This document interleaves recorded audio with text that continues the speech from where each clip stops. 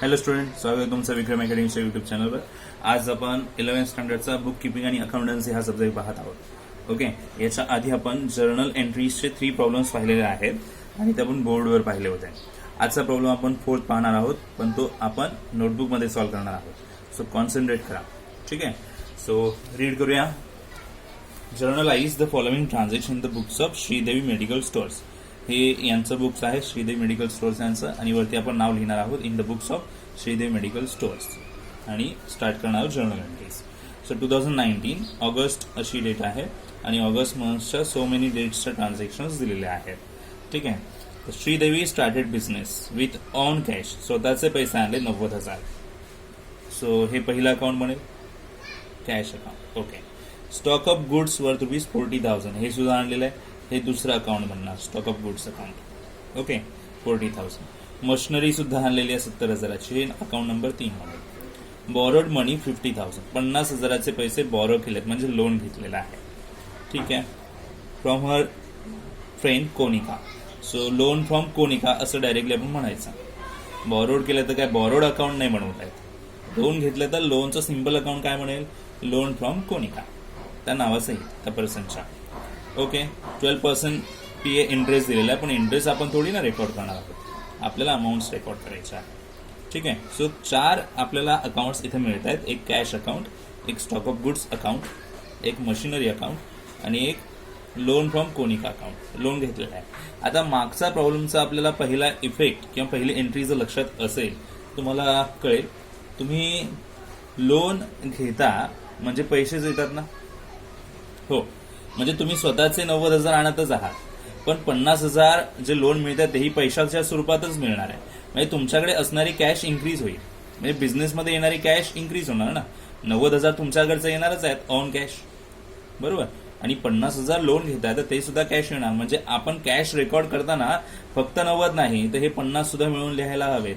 Loan घेतलाय म्हणजे loan add होणार आणि कॅश व्हॅल्यू इन्क्रीज होणार, कॅश इन्क्रीज होणार. ही आपली आणलेली कॅश, लोन मधून आणलेली कॅश, दोन्ही कॅश ऍड होऊन आपल्याला इफेक्ट द्यावा लागेल. हा छोटासा बदल इथे दिसतो आपल्याला लिहिताना.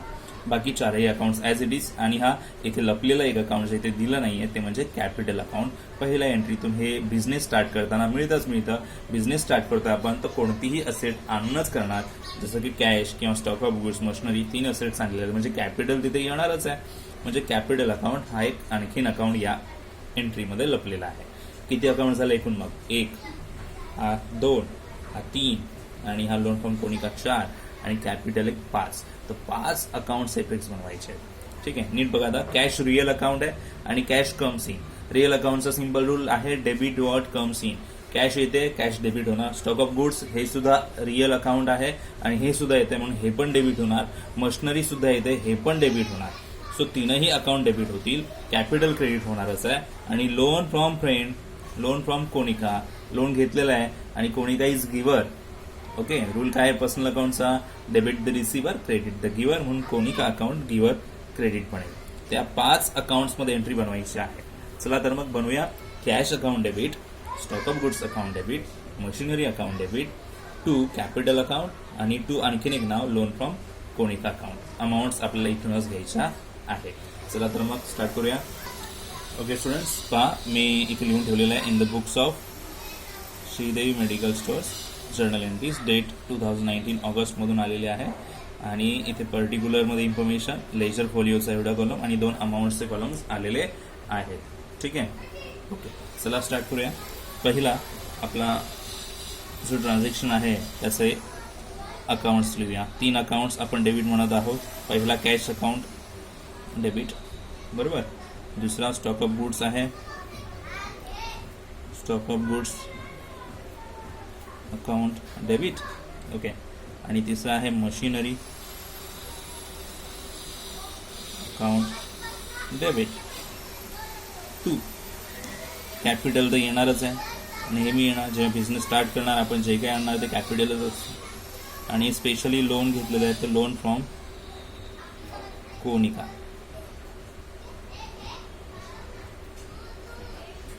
कोनिका अकाउंट. ओके, आता अमाऊंट्स घ्या पटापट. लोन फ्रॉम कोनिका मेन्शन आहे 50,000.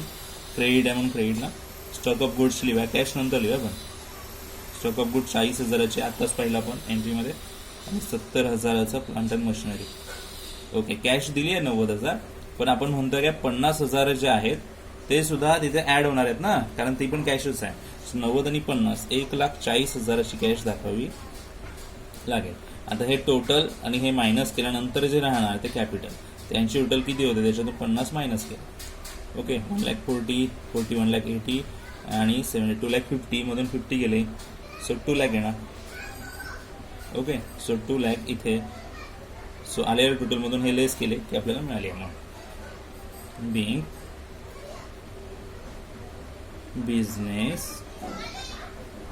Started with cash, stock of goods, काय काय आयटम्स आले ते लिहायचे, machinery account and loan from Konika. Narration मोठं वाटतं पण लिहावं लागणार. ओके, आता एंट्री सेकंड बघायची आहे. ओके, बघूया. Yes, bought goods worth ₹50,000 from Madhuri @ 10% trade discount. So goods bought केलेलं आहे. बॉट याचा अर्थच परचेस गुड्स झालेला आहे, आणि गुड्स परचेस वेळेस परचेस अकाउंट असतो. ओके, आणि परचेस हा एक्सपेन्स आहे, नॉमिनल अकाउंट, म्हणून परचेस डेबिट बनेल. बघा, मी इथेच ओळखलं, तुम्ही सुद्धा ओळखू शकता. अदरवाईज तुम्हाला लिहावं लागेल बाजूला परचेस अकाउंट. आणि माधुरीचं नाव दिलेलं आहे, तर आपण माधुरीचं नाव घेऊ शकतो, कारण कॅश ट्रान्झॅक्शन कुठे असं म्हटलं नाहीये. सो माधुरीचं नाव घ्यावं लागेल. Madhuri personal account, debit the receiver, credit the giver. आपण हिच्याकडून परचेस करतोय, परचेस फ्रॉम माधुरी, म्हणजे माधुरी दिल्याशिवाय थोडी ना परचेस होणार माधुरीने. सो ही she is giver. Okay, so purchase account डेबिटला जाईल तर माधुरी अकाउंट क्रेडिटला जाणार. फक्त हा बदल लक्षात ठेवा, ट्रेड डिस्काउंटमुळे अमाऊंट मात्र कमी होईल. 50,000वर 10% जे काही येणार ते ट्रेड डिस्काउंट म्हणून कमी करायचं. तर 50,000वर 10% म्हणजे किती यायला हवेत माहिती आहे काय? 5,000 रुपये येतील. ओके, कॅल्क्युलेट करून बघा. 50,000 गुणिले 10/100 कॅल्क्युलेशन केल्यानंतर तुम्हाला मिळेल 10/100 करायचं आहे. 50,000 × 10/100, सो 5,000 मिळतील. ते लेस होणार, म्हणजे 45,000चं ट्रान्झॅक्शन बनेल. कोणता? Purchase to Madhuri. Okay, entry effect देऊया. येस, आपल्याला इथे जायचं आहे. डेट आहे 4 आणि परचेस अकाउंट डेबिट राहणार आहे, हो की नाही? Purchases account debit to Madhuri account. 50,000ची अमाऊंट आहे, पण 10% म्हणजे 5,000 वजा केल्यानंतर राहतात 45,000 जे इथे येणार. ओके, नॅरेशन्स लिहू शकतो. Bing goods purchased on credit. चला, ट्रान्झॅक्शन हे संपलं. आता पुढचं ट्रान्झॅक्शन बघायचं आहे. चला पटापट बघूया. डेट आहे 8. Sold goods worth ₹80,000 to Kiran. Sale केलेला आहे, आणि गुड्स सेल केला म्हणजे सेल अकाउंट कन्फर्म झाला. ठीक आहे, किरणला सेल केलेला आहे 10% ट्रेड डिस्काउंट. ठीक आहे, नावही दिलेलं आहे. And receive cash after allowing her 5% cash discount. आणि लगेच कॅश पण मिळाली आहे, म्हणजे पर्सनचं नाव घ्यायची गरज नाही आहे. आपण सेल म्हणूया आणि कॅश आली म्हणूया. बट इथे 2 डिस्काउंट आहे, ट्रेड डिस्काउंट पण आणि कॅश डिस्काउंट पण. आता आपण जे बेसिक जेव्हा टर्म्स पाहिल्या या टॉपिकमधल्या डिस्काउंटच्या, त्या तुमच्या लक्षात आहेत की नाही बघा. डिस्काउंट, ट्रेड डिस्काउंट आहे आणि कॅश डिस्काउंट आहे. सर्वात आधी कोणता डिस्काउंट वजा केला होता माहिती आहे का? Trade discount. 80,000ला 10% ट्रेड डिस्काउंट लेस करायचा, मग जी अमाऊंट येणार त्याच्यावर 5% कॅश डिस्काउंट घ्यावा लागेल. So calculation is must. Calculation केलं पाहिजे आपण. चला आधी करूया कॅल्क्युलेशन. 80,000ला 10% ट्रेड डिस्काउंट, नंतर मग कॅश डिस्काउंट 5% कॅल्क्युलेट करायचं. ठीक आहे, चलो बघा कॅल्क्युलेशन्स. मी इथे करतो कॅल्क्युलेशन्स रफमध्ये. 80,000ला 10%चा ट्रेड डिस्काउंट दिल्यानंतर 8,000 होणार. सॉरी, सो 80,000 मायनस 8,000 म्हणजे बॅलन्स अमाऊंट किती राहते? ट्रेड डिस्काउंट लेस केल्यावर 72,000. मग आता 72,000ला मी कॅल्क्युलेशन करेन 5%चे कॅश डिस्काउंट. ओके, 50 0 5 2 10 कॅरी 1 5 7 35 1 36 3,600चं कॅश डिस्काउंट. आता हा कॅश डिस्काउंट रेकॉर्ड करावा लागतो. ट्रेड डिस्काउंट रेकॉर्ड करायची गरज नाही आहे, पण हा रेकॉर्ड करावा लागणार. आपली व्हॅल्यू 72,000 रेकॉर्ड होईल, 80,000 नाही. ट्रेड डिस्काउंट दिल्यानंतरची अमाऊंट रेकॉर्ड होते, कारण ट्रेड डिस्काउंट आहे म्हणून पहिली व्हॅल्यू ही रेकॉर्ड नाही होणार, 8,000 पण रेकॉर्ड नाही होणार. जे डिस्काउंट दिल्यानंतरची व्हॅल्यू आहे ती रेकॉर्ड होते आणि 3,600चं कॅश डिस्काउंट. मग कळेल आपल्याला कॅश किती मिळते. ओके, चला तर मग बघूया. आता आपल्यासमोर अकाउंट्स कोणते आहेत, तर सेल आणि कॅश असे दोनच अकाउंट्स आहेत आणि डिस्काउंट स्पेशली आला तो आपल्याला पाहावा लागेल. ठीक आहे, डेट आहे 6, डेट आहे 8. ओके, एक ट्रान्झॅक्शन मिस झाला माझ्याकडून, तर मी इथे आता याच्यानंतर लिहिन. आता जी एंट्री डिस्कस केली ती आधी पोस्ट करूया. सेल आणि कॅश याच्यात जर आपण डिसाईड केलं तर कॅश हे येणार आहे सेल केल्यानंतर आणि कॅश अकाउंट कम्स इन म्हणजे डेबिट म्हणावं लागेल. सो कॅश अकाउंट डेबिट आणि सेल इन्कम आहे म्हणून तो क्रेडिटला गेला. Okay, to sales account. एक ओळीचा गॅप ठेवलाय कारण कॅश डिस्काउंट आहे. ओके, डिस्काउंट दिलेला आहे. ओके, सो आता आपण अमाऊंट बघूया काय लिहिता येते. ट्रेड डिस्काउंट लेस केल्यानंतर म्हणजे नॉर्मल 80,000 होते, त्याच्यात 8,000 लेस केले, राहिलेली अमाऊंट जे 72,000 इथे येणार. ओके, आता हे पूर्ण 72,000 आपल्याला मिळत आहेत का? नाही, 3,600 आपल्याला डिस्काउंट द्यावा लागतं. म्हणजे आपण देतोय कॅश आपल्याला ज्यावेळेस मिळत असते त्यावेळेस आपण डिस्काउंट देत असतो. म्हणजे हा आपण दिलेला डिस्काउंट आहे आणि त्याच्यामुळे हा आपल्यासाठी लॉस आहे. किती? 3,600चा. ओके, मग आता 72,000पैकी 3,600 डिस्काउंटमध्येच गेले.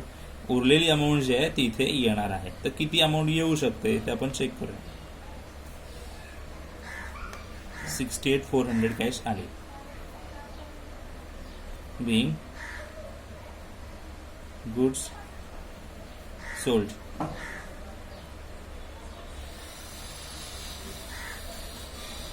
and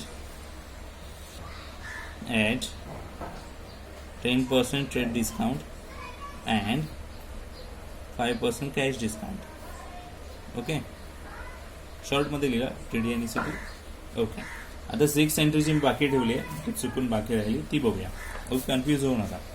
ओके, 6 एंट्री 6 म्हणजे 6 ऑगस्ट एंट्री आहे, डेट आहे ती.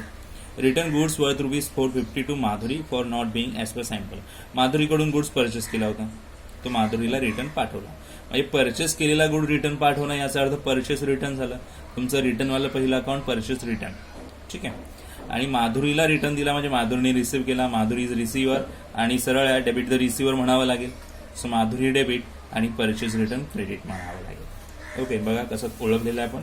सो इथे एंट्रीमध्ये लिहूया पटकन. Madhuri is receiver, so therefore Madhuri account debit आणि परचेस केलेलं रिटर्न झाला आहे म्हणजे परचेस रिटर्न म्हणावं लागेल.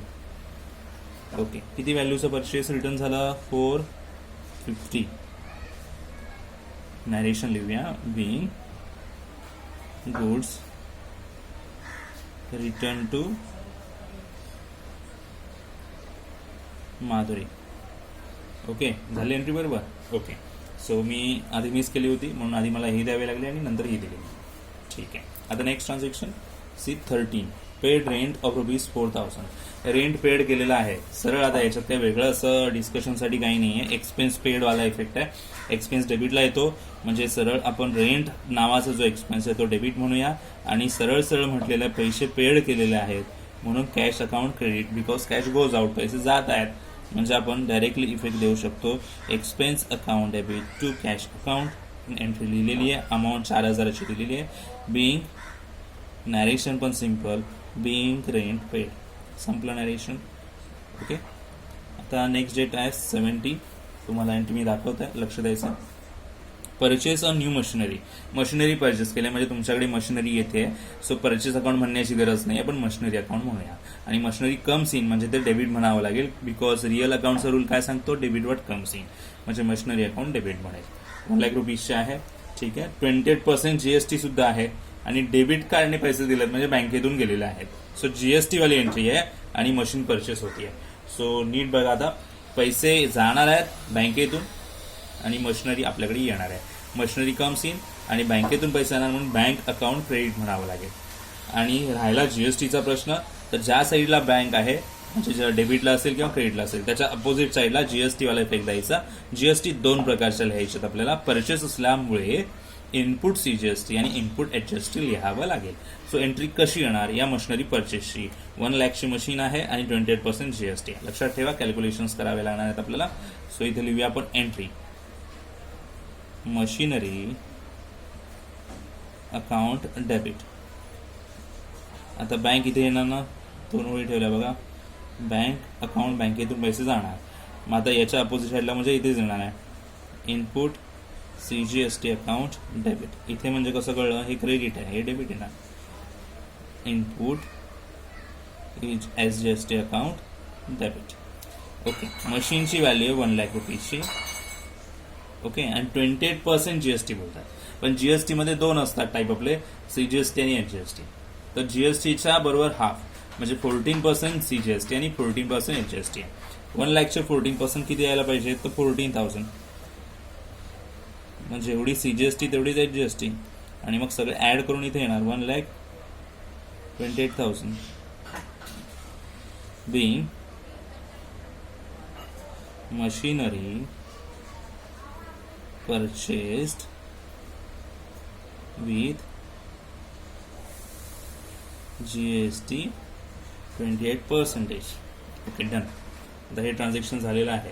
आता आपण पुढे पाहणार आहोत नेक्स्ट ट्रान्झॅक्शन काय आपल्यासमोर. तर सांगितलं पेड सॅलरी 27,000ची. पुन्हा एकदा एक्सपेन्स पेड, जसं रेंट सांगितलं तसंच. Expense debit to cash, paid केले ना कॅश. एक्सपेन्स टू कॅश म्हणजे salary to cash, simple entry. चला पटकन घेऊया. 27,000ची सॅलरी पेड केलेली आहे. सो मी इथे एंट्री घेतोय. आता काय लिहिणार, salary expense account debit to cash account. Yes, किती अमाऊंट घेणार, डेट किती घेणार, 20 दिलेली आहे. आणि 27,000 अमाऊंट आहे. being salary paid. ओके, नंतर 27ला पुढचं ट्रान्झॅक्शन आहे. चला बघूया पटकन. Purchase 4 computers rupees 1,20,000 at 18% GST and amount paid by debit card. 1,20,000चे 4 computer घेतले. ठीक आहे, म्हणजे कम्प्युटर परचेसच झाले की नाही. येस, कम्प्युटर परचेस म्हणजे कम्प्युटर आले तुमच्याकडे, कम्प्युटर कम्स इन म्हणजे कम्प्युटर डेबिट झाले. दुसरं अकाउंट काय आहे, डेबिट कार्डने पैसे म्हणजे बँक आणि जीएसटी आहे. म्हणजे याच्या आधी जी आपण मशिनरीची एंट्री घेतली तशीच ही सिमिलर जीएसटी वाली. कम्प्युटर टू बँक आणि जीएसटीचे 2 इफेक्ट लिहिणार. Input CGST, input HGST because purchase आहे. सो एंट्री पहा कशी बनेल. Okay, so computer comes in म्हणून कम्प्युटर अकाउंट डेबिट, कारण कम्प्युटर रिअल अकाउंट आहे. डेबिट डॉट कम्स इन म्हणून डेबिट. आणि 2 वळीचा गॅप ठेवून मी लिहिलं बँकेतून पैसे गेले, डेबिट कार्डने दिले आहेत म्हणून बँक अकाउंट लिहिला. ज्या साईडला बँक आहे म्हणजे क्रेडिटला आहे म्हणून डेबिटला मी इनपुट सीजीएसटी आणि इनपुट एचजीएसटी अशा 2 जीएसटीचे टाइप्स लिहिणार. हे नेहमी असं होणार, जीएसटी सांगणार पण लिहिणार आपण सीजीएसटी आणि एचजीएसटी. कम्प्युटरची अमाऊंट आहे किती, 1,20,000. ओके, चला लिहूया 1,20,000. आता याच्यावर इनपुट सीजीएसटी आणि एचजीएसटी 18% सांगितलेलं आहे, बरोबर. सो सॉरी, जीएसटी 18% सांगितलं आहे. त्याच्यामध्ये सीजीएसटी आणि एचजीएसटी किती होणार, 9%. सो 9% याचे किती होणार, सो 10,800 होतील. कॅल्क्युलेट करून चेक करा. आणि आता सगळे ऍड केल्यानंतर टोटल इथे येणार बँकच्या समोर.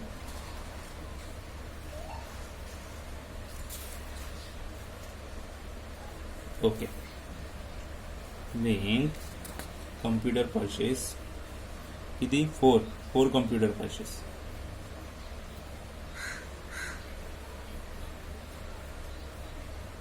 at 18% GST and paid by debit card. Okay, entry झाली आहे. आता 30% एंट्री आहे ती बघूया last. Okay, withdrew from bank ₹10,000 वर पर्सनल यूज.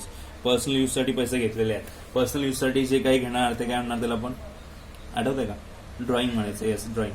सो ड्रॉइंग आहे 10,000ची आणि पैसे गेलेत बँकेमधून तर बँकेचंच नाव घ्यावं लागेल, बँकेचं गिवर म्हणावं लागेल ना. सो ड्रॉइंग हे पर्सनल अकाउंट आहे, proprietor is receiver, drawing debit आणि bank is giver, bank credit. So drawing to bank सरळ एंट्री बनते आहे. ओके नाही. So drawing account debit to bank account date 31 आणि 10,000 अमाऊंट गेलेली आहे. इकडे येणार being amount withdrawn from bank for personal use.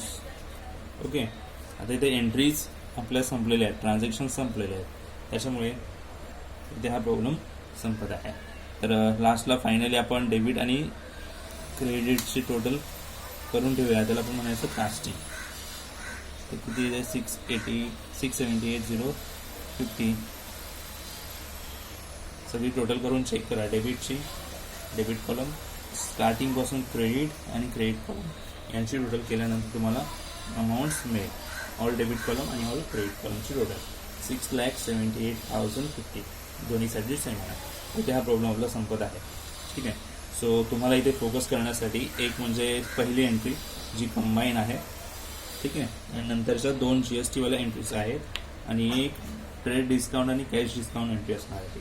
So या काही एंट्रीज आहेत ज्या इम्पॉर्टंट आहेत, ज्याच्यावर तुम्हाला लक्ष द्यायला हवं आणि त्या कळल्या की नक्कीच तुम्हाला सांगा. व्हिडिओ आवडला असेल तर नक्कीच लाईक करा, चॅनल सबस्क्राईब करून ठेवा केला नसेल तर, आणि आपण असंच भेटूया पुढच्या व्हिडिओमध्ये. तोपर्यंत गुड बाय, टेक केअर.